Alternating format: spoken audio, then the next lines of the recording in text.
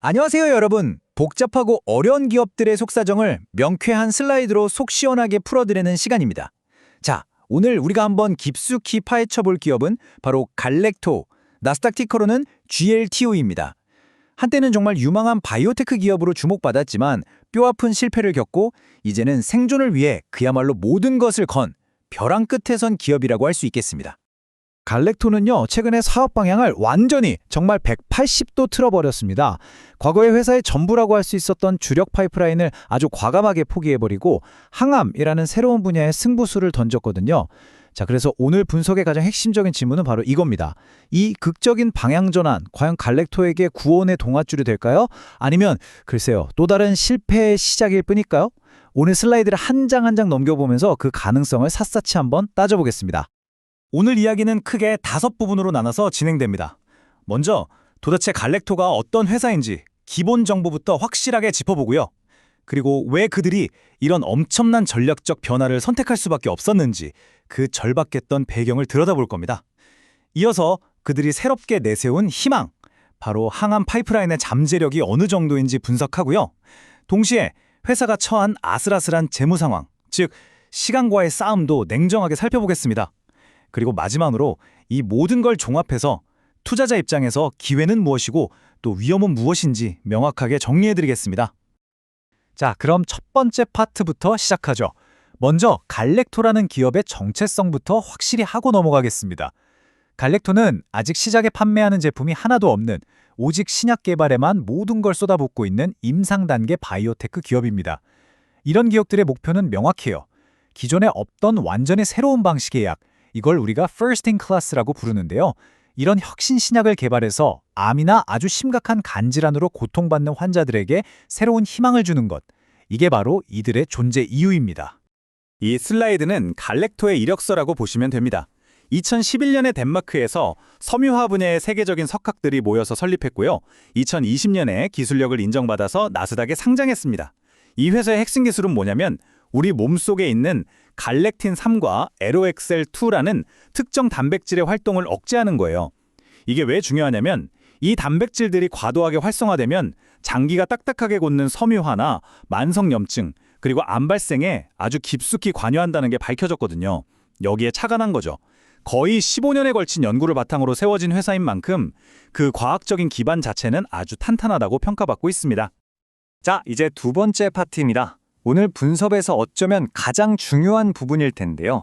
도대체 갈렉토에 무슨 일이 있었길래 회사의 운명을 걸고 모든 걸 바꾸는 전략적 전환을 해야만 했을까요? 이 슬라이드 부제 그대로입니다. 다른 이유가 아니었어요. 바로 생존을 위한 정말 절박한 선택이었습니다. 이 타임라인을 한번 보세요. 변화가 얼마나 숨가쁘게 진행됐는지 한눈에 알 수 있습니다. 2024년 10월 회사는 기존의 모든 개발 계획을 원점에서 재검토하는 전략적 리뷰에 들어갑니다. 그리고 불과 5개월 만인 2025년 3월에 충격적인 발표를 하죠. 기존의 주력 분야였던 폐섬유증 치료제 개발을 포함해서 여러 프로젝트를 중단하고 앞으로는 항암과 간질환에만 모든 자원을 집중하겠다고 선언합니다. 그리고 그 새로운 전략의 중심에는 2026년 1분기에 미국 FDA의 임상시험 계획, 즉 IND 신청을 앞두고 있는 새로운 후보 물질을 떡하니 자리 잡고 있죠. 모든 게 정말 속전속결로 이루어진 겁니다. 와, 이 전략적 전환이 회사의 재정에 어떤 영향을 미쳤는지 이 차트가 정말 명확하게 보여줍니다. 2023년에 무려 2,380만 달러, 우리 돈으로 300억 원이 넘었던 연구개발 R&D 비용이요. 2024년에는 650만 달러로 확 줄었습니다. 거의 4분의 1 토막이 난 거죠. 무려 70% 이상을 줄인 건데요. 이건 그냥 허리띠를 졸라맨 수준이 아닙니다. 돈이 물쓰듯 들어가던 기존의 임상 시험들을 아주 과감하게 중단해버렸기 때문에 가능한 숫자였죠. 말 그대로 자기 팔다리를 잘라내는 뼈를 깎는 구조조정을 통해서 일단 생존에 필요한 현금을 확보한 겁니다. 자, 그럼 세 번째 파트로 넘어가 보죠. 기존의 것들을 다 버렸다면 이제 새로운 희망을 보여줘야겠죠. 갈렉토가 그 실패의 잿더미 속에서 꺼내든 두 개의 새로운 핵심 카드는 과연 무엇일까요? 바로 항암 파이프라인입니다. 이 표를 보시면 갈렉토의 변화가 정말 한눈에 들어옵니다. 왼쪽이 과거입니다. 특발성 폐섬유증을 잡겠다던 GB0139, 골수섬유증을 고치겠다던 GB2064 모두 개발이 중단됐습니다. 이제 역사 속으로 사라진 거죠. 그리고 오른쪽이 현재이자 미래입니다. 이제 이 회사의 운명은 GB1211과 GB3226이라는 두 개의 후보 물질에 온전히 걸려 있습니다. 여기서 특히 주목해야 할 점은 타겟 질환이 폐섬유증 같은 섬유화 질환에서 흑색종, 두경부암, 그리고 급성 골수성 백혈병, AML 같은 아주 치명적인 암으로 완전히 바뀌었다는 겁니다. 그렇다면 갈렉토가 새롭게 영입한 이 GB3216이라는 약은 대체 뭘까요? 이 약은 외부에서 수혈해온 말 그대로 회사의 미래를 책임질 구원투수 같은 존재입니다.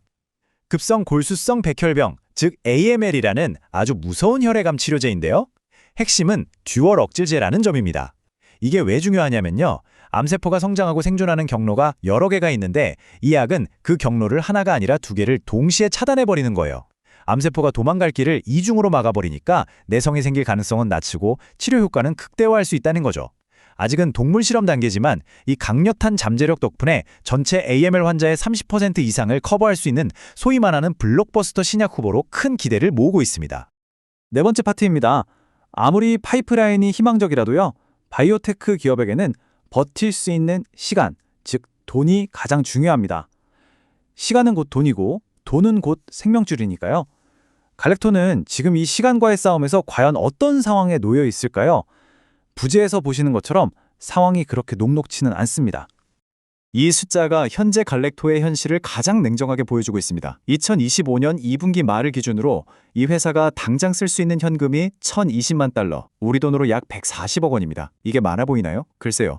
신약 개발에 수천억, 조 단위 돈이 들어가는 걸 생각하면 이 돈은 정말 하루하루를 버티게 해주는 산소호흡기나 다름없습니다. 이 돈이 모두 떨어지기 전에 새로운 파이프라인에서 의미 있는 성과를 내거나 아니면 추가적인 투자 유치에 반드시 성공해야만 하는 그런 절박한 상황인 겁니다. 하지만 바로 다음 슬라이드를 보면 이들이 그냥 주저앉아 있지만은 않았다는 걸 알 수 있습니다. 44%, 2024년 한 해 동안 순손실을 전년 대비 44%나 줄이는 데 성공했습니다. 이건 그냥 몇 푼 아낀 수준이 아니고요. 실패한 임상을 과감하게 정리하면서 현금이 빠져나가는 속도, 즉 현금 소모율, 캐시번을 극적으로 개선시킨 아주 전략적인 움직임의 결과입니다. 덕분에 회사 측은 일단 2026년까지는 회사를 운영할 자금을 확보했다고 밝히고 있어요. 정말 제한된 자원으로 어떻게든 시간을 번 아주 영리한 생존 전략이라고 평가할 수 있겠습니다. 자, 그런데 여기서 갈렉토가 처한 아주 근본적인 재무적 딜레마가 드러납니다. 이 슬라이드를 보시죠. 왼쪽은 긍정적인 면, 즉 현금 보유고입니다. 말씀드린 대로 비용 절감을 통해 2026년까지 버틸 시간을 벌었습니다. 하지만 오른쪽의 문제입니다. 새로운 희망인 GB3226을 사올 때 갈렉토는 현금이 부족해서 돈 대신 새로 찍어낸 주식을 대가로 지불했습니다. 이걸 바로 주주가치 희석, 영어로는 dilution이라고 하죠. 쉽게 말해서 회사의 전체 파이는 그대로인데 나눠 먹어야 할 주주들의 수가 늘어나면서 내가 가진 주식 한 주의 가치가 떨어지는 겁니다. 앞으로 임상을 진행하기 위해 추가로 자금을 조달할 때도 또다시 신주를 발행할 가능성이 매우 높아요. 결국 생존과 성장을 위해서 기존 주주들의 희생이 동반될 수밖에 없는 참 아이러니한 구조인 셈입니다. 자, 이제 마지막 5번째 파트입니다. 지금까지 살펴본 모든 정보들을 하나로 모아서 갈렉트 투자의 밝은 면과 어두운 면을 객관적으로 비교해 보겠습니다. 아주 흥미로운 점은 지금 갈렉토를 바라보는 시장의 시선이 정말 극명하게 엇갈리고 있다는 겁니다. 투자를 결정하기 전에 이런 스워트 분석은 필수죠. 강점은 역시 15년간 쌓아온 탄탄한 과학적 기반과 위기 상황에서 보여준 성공적인 비용 통제 능력입니다. 기회 요인은 AML 같은 항암 시장이 앞으로도 계속 성장할 거라는 점, 그리고 2026년에 예정된 IND 신청이 성공했을 때 대규모 기술 수출 같은 빅딜을 터뜨릴 수 있다는 기대감입니다. 하지만 약점과 위협도 아주 명확합니다. 1,000만 달러밖에 남지 않은 현금, 그리고 과거의 임상 실패라는 주홍 글씨가 있죠.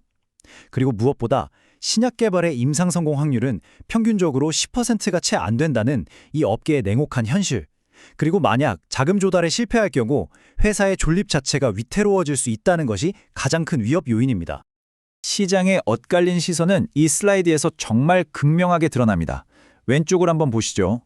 월가의 애널리스트들이 제시한 평균 목표 주가는 6.12달러입니다.